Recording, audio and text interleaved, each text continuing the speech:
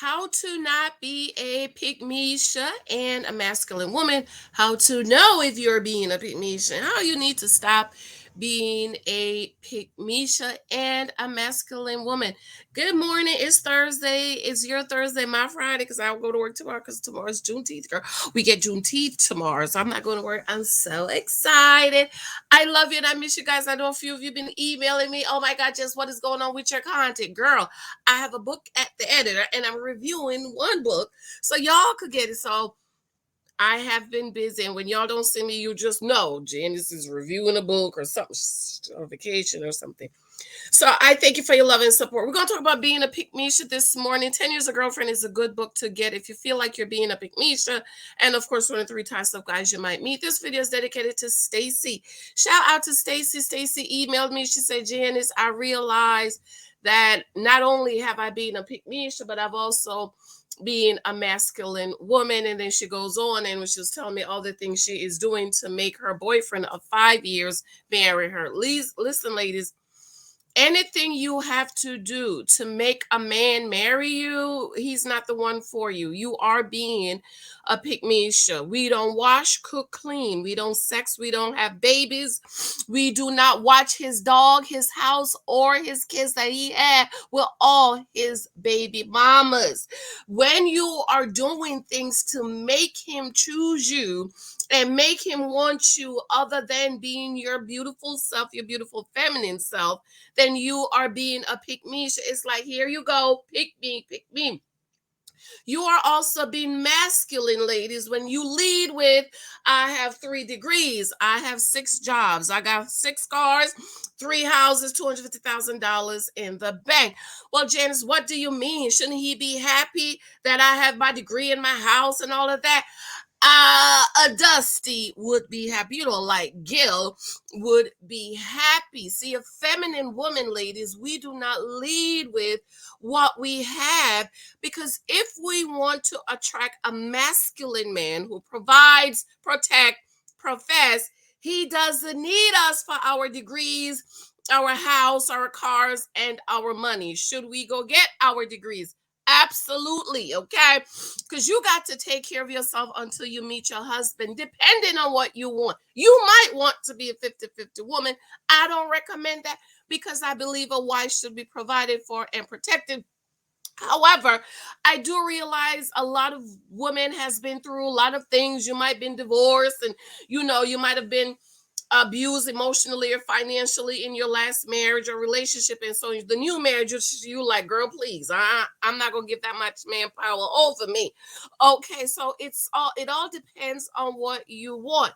But anytime, ladies, you are acting in order for a man to choose you, you are being a pick and you are being a super masculine, especially for Black women. And something needs to be done because a lot of us were told that we needed to go to school, get our degree, because we don't need a man. And then we get 30, 35, 40, and we're like, oh my God, I do want a man. I do want to be provided for. I want to be loved. I want to be protected. Because after a while, the lies start to weigh off. A lot of us as women of color, we are super masculine. Why? Because we're doomed. We had to be hard. We have to protect ourselves. And so now we want to get married, and it's hard to transition from being this super masculine, hard pick me type of a woman to being soft and being feminine. When we talk about femininity, femininity is about receiving, allowing your husband to do for you. And so, with a lot of women of color that we were told to go to school and get your degree, you don't need a man, you could do it all by yourself. It is hard to now renew our minds and say, I want to be loved. I want to be adored. I want to be protected. I don't care how much money you make. Every woman, you are laying with the man. You want to be protected. You want to be provided, and you want to be professed.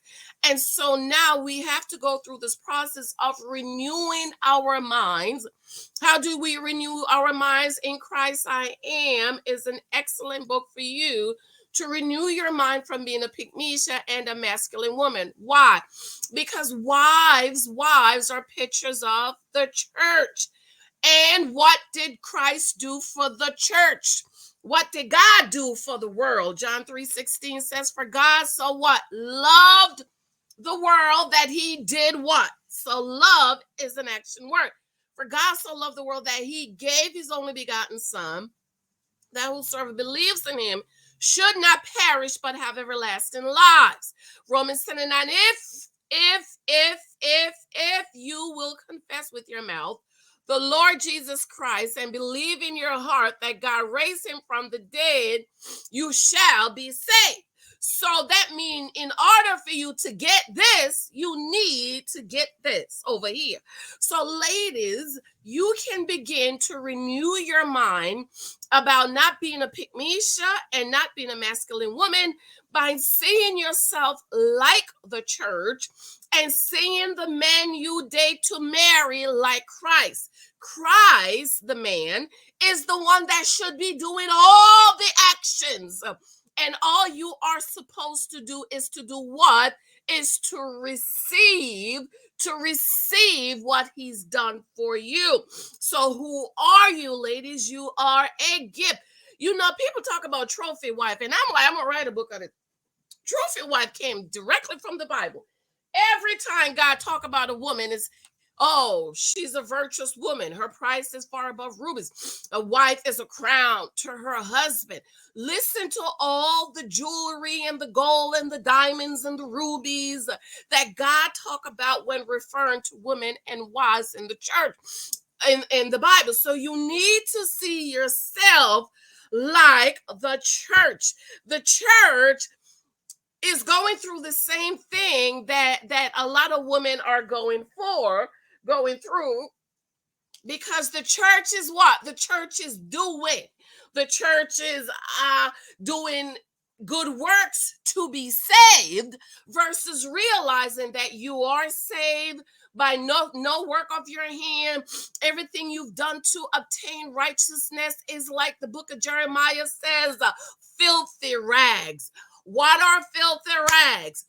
Filthy rags, ladies, is a woman, excuse us, brothers, is a woman soil or use sanitary napkin. Okay, so everything, ladies, you church body, the people can do to become righteous in of ourselves is like a used sanitary napkin.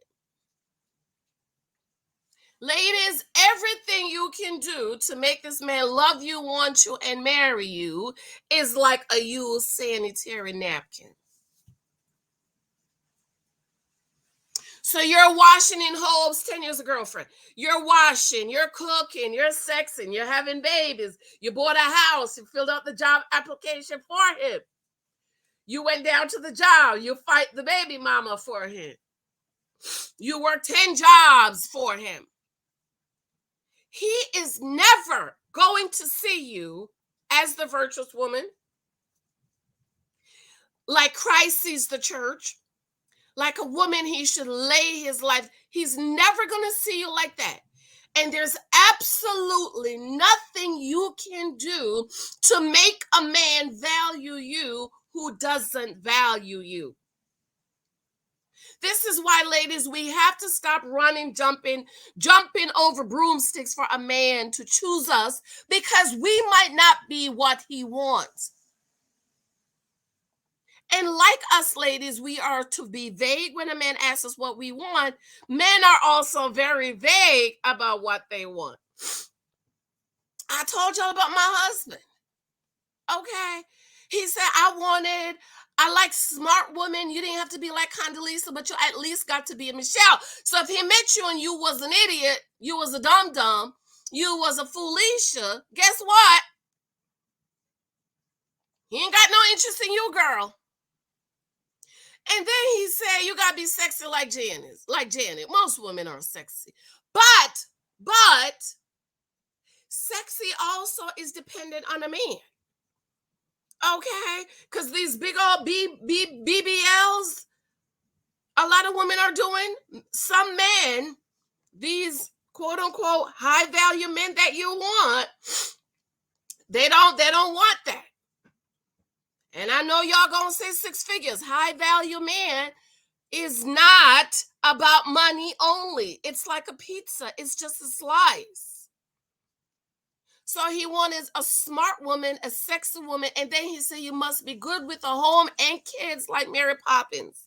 So if you had a baby and you was running and leaving your kids or having dropping the baby off every day, the baby's at a babysitter. Hello, I ain't gonna call no names about somebody on Realty TV right now. Every time you look, she's dropping her kids off.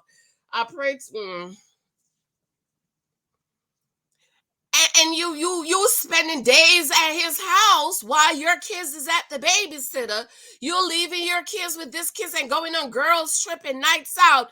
He already knew you're not a good mother, so he would not be interested in you. So ladies, this is why we do not do all that we do. We don't wash and cook and clean.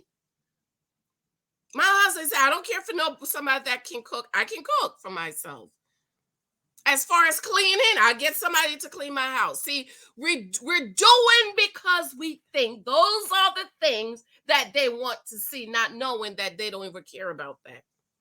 Some men don't care. Some men want you to cook, and I suggest you learn to cook at least three things, girl. If it's chicken, cook it 3 ways. So you doing and being so that he can love you and marry you, don't do it. You're being a pick-me-isha, and you are being super masculine, because at the end of the day,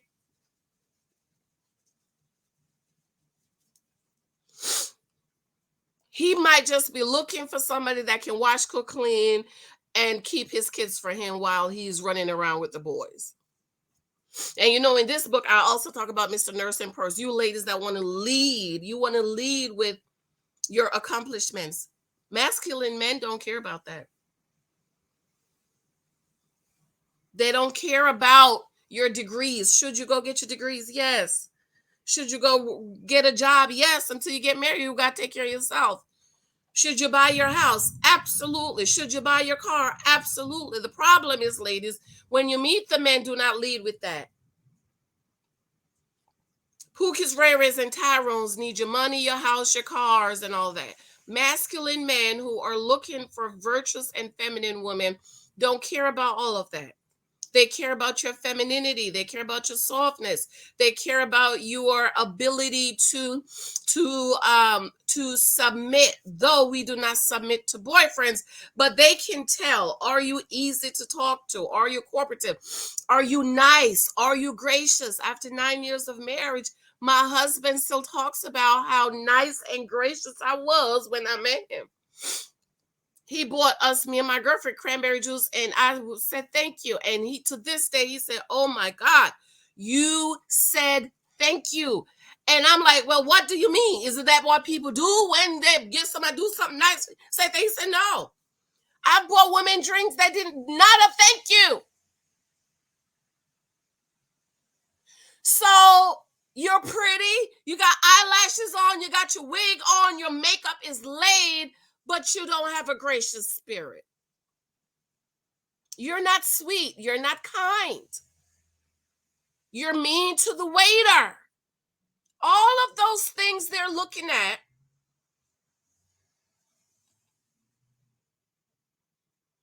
And you're thinking you got your degree, your house, and your car, so that's what is gonna make him marry you and love you. And it's not. That's why we don't be no pick me, and we don't beg, we don't plead, we don't propose, we don't do none of that. Because you might not be what he wants. And if you are not what he wants, it's okay, ladies, walk away. This is why I don't do boyfriends. We do not do boyfriends over here. 10 Years of Girlfriend is available on Amazon. I absolutely love and adore you. Today's Thursday, right? I love you. Married at First Sight is coming up soon. I haven't even talked about the couples, but I'm going to try to get to it either today or tomorrow. I absolutely love you. Let me know what you think. Are you being a pick-me-isha? Are you being super masculine? Let me know, what can you do to make it better. Okay, I love you. I have to go. It's 7:12. I need to go wake the baby. Oh God, it's raining. That means I need to go put some jeans on. Love you. Bye.